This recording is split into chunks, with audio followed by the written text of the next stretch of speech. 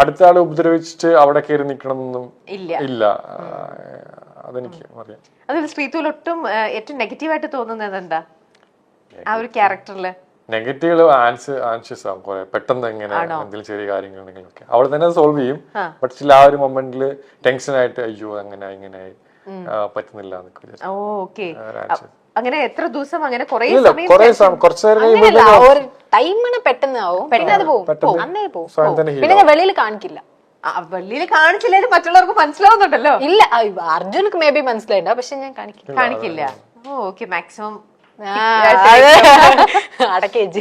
അങ്ങനെ നിങ്ങളുടെ ലൈഫിലേക്ക് ഏറ്റവും കൂടുതൽ ഇൻഫ്ലുവൻസ് ചെയ്തിട്ടുള്ള ഏതെങ്കിലും ആക്ടേഴ്സോ അല്ലെങ്കിൽ ഇന്നൊരാളുടെ എല്ലാ മൂവീസും ഒരു സ്റ്റഡി മെറ്റീരിയൽ എന്നുള്ള രീതിയിൽ തന്നെ ആണെങ്കിലും അങ്ങനെ ശ്രീതു? എനിക്ക് ഓരോരുത്തരുടെ കിട്ടിയും ഒന്നൊന്ന് നമ്മൾ കത്തിക്കാന്ന് ഞാൻ വിചാരിക്കുന്നു. ഓരോരുത്തരും ഓരോ ഡിഫറെന്റ് ആയിട്ട് തന്നെ ഉണ്ടാവുമല്ലോ. സോ എനിക്ക് ലൈക്ക് ഓരോരുത്തർ മലയാളം മൂവീസും തമിഴ് മൂവീസും കാണാനും മോസ്റ്റ്ലി തമിഴാണ്. സൂര്യ സർ വേണമെങ്കിൽ ഞാൻ പറയാം. ഓക്കെ, ഏറ്റവും കൂടുതൽ ഇഷ്ടം. വേറെ എന്തൊക്കെയാണ് നിങ്ങൾ നല്ലൊരു സിനിമയിലേക്ക് അല്ലെങ്കിൽ നല്ലൊരു കഥാപാത്രം ചെയ്യാൻ വേണ്ടിട്ട് നിങ്ങൾ നിങ്ങളെ തന്നെ എന്തൊക്കെ ചെയ്തിട്ടാണ് ട്രെയിൻ ചെയ്തുകൊണ്ടിരിക്കുന്നത്? ഞാൻ ഈ പറയുന്നത് മാത്രം കഥാപാത്രത്തിലേക്ക് ആയിട്ടില്ല, ജസ്റ്റ് അല്ല, എന്നാലും നിങ്ങൾ എയിം ചെയ്യുന്നത് അത് തന്നെയാണ്. ഞാനിപ്പോ ചെയ്തുകൊണ്ടിരിക്കുകയാണ് ഒരു മൂവി. അപ്പൊ അതെനിക്ക് ബിഗ് ബോസിൽ നിന്ന് വന്ന ഒരു മൂവിയാണ്, ജിത്തു സാറിന്റെ. പറയാൻ പറ്റുമോ? അത് ആസിഫ് അലി, അപർണ അവരെല്ലാം ചെയ്യുന്ന ഒരു പടത്തില്. ഷൂട്ടിംഗ് കഴിഞ്ഞോ? ഇല്ല, ഓൺഗോയിങ് ആണ്, നടന്നുകൊണ്ടിരിക്കുന്നത്. എനിക്ക് ബ്രേക്കാണ്. അപ്പം അതിലെനിക്ക് ലേണിംഗ് ആണ്, ഫുൾ ലേണിംഗ് ആണ്. അത് അത്ര വലിയ ക്രൂവിന്റെ കൂടെ ചെയ്യുന്നു. ഇതിൽ നിന്ന് ചെയ്തോണ്ട് എനിക്ക് അവിടെ പോകുമ്പോൾ കുറച്ചൊക്കെ അറിയാൻ പറ്റി. Everyday learning process. അതിപ്പം ഇന്ന ആളൊന്നുമില്ല, ഓരോ ആൾക്കാരും കേൾക്കുന്നത്. പേഴ്സണലി ഞാൻ ലാൽ സാറിന്റെ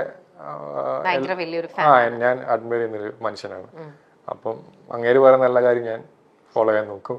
അല്ലെങ്കിൽ എനിക്കറിയില്ല, എനിക്ക് ഭയങ്കര ഇഷ്ടമാണ്. നമ്മുടെ ഒരു പ്രത്യേക ഒരു ഇതാണല്ലോ ലാലേട്ടൻ.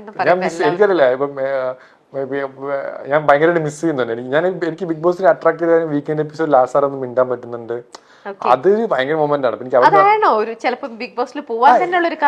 One of the reason Lal sir തന്നെയാണ്. അപ്പം എനിക്കൊരു ഫാൻ ബോയ് അല്ലെങ്കിൽ നമുക്ക് അവിടെ പോയി ലാൽ സാർ സംസാരിക്കുക, അല്ലെങ്കിൽ ശാസനം കേൾക്കുക, അല്ലെങ്കിൽ തമാശ പറയുക, ചിരിക്കുക, അതൊക്കെ എത്ര പേർക്ക് കിട്ടും? അല്ലെങ്കിൽ അങ്ങനത്തെ ഒരു, ഞാൻ കൂടെ വർക്ക് ചെയ്തപ്പോൾ എനിക്ക് അത്ര കിട്ടുമെന്ന് എനിക്കറിയില്ല. പിന്നെ 100 ദിവസം കഴിഞ്ഞിട്ട് പിന്നെ വീക്കെൻഡ് സാറ്റർഡേ സൺഡേ ഒക്കെ ആ സമയമാകുമ്പോഴത്തേനും ഇതില്ല, ലാൽ സാറിനെ കാണാൻ പറ്റുന്നില്ല, സംസാരിക്കാൻ പറ്റുന്നില്ല. ഈവൻ ബിഗ് ബോസിന്റെ സൗണ്ട് ഒക്കെ ഞാൻ പേഴ്സണലി മിസ് ചെയ്തിട്ടുണ്ടായിരുന്നു. ലാലേട്ടന്റെ ചീത്ത കിട്ടിയോ? ഇല്ല, എനിക്ക് അങ്ങനെ കിട്ടിയിട്ടില്ല. പറഞ്ഞിട്ടില്ല. എന്തെങ്കിലും കാര്യത്തിൽ അപ്രീസിയേഷൻ കിട്ടിയോ? അതുണ്ട്. ലാൽ സാറ് കുറെ അപ്രീഷിയേറ്റ് ചെയ്യാണ്ട് തന്നെ. ഞാൻ എനിക്ക് വിഷുവിന്റെ സമയത്ത് എനിക്ക് പനിയെന്ന് പറയുമ്പോ എന്റെ ഇവിടേക്ക് തൊട്ടൊക്കെ നോക്കി കൂടി. എനിക്കതൊക്കെ ഭയങ്കര വലിയ കാര്യമാണ്. ഇപ്പം ഇതിപ്പം റിലേറ്റ് ചെയ്യാൻ പറ്റും എല്ലാവർക്കും. ഇപ്പൊ നമ്മൾ അത്രയും അഡ്മയർ ചെയ്യുന്ന ഒരു മനുഷ്യൻ വന്നിട്ട് നമ്മൾ അത്രയും പാമ്പർ ചെയ്യുമ്പോഴത്തേക്കിന് അതിനേറ്റവും ബെസ്റ്റ്. അപ്പൊ പനി വന്നത് തന്നെ നല്ലതെന്ന് തോന്നിയിട്ടുണ്ടാവും.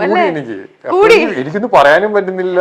ആൾക്കാർ നോക്കി മോനെന്ന് വിളിക്കുമ്പോ തന്നെ നമുക്ക് അങ്ങനെ ആ ഒരു വിളി കേൾക്കുമ്പോ തന്നെ നമ്മള് ഇല്ലാതാവും.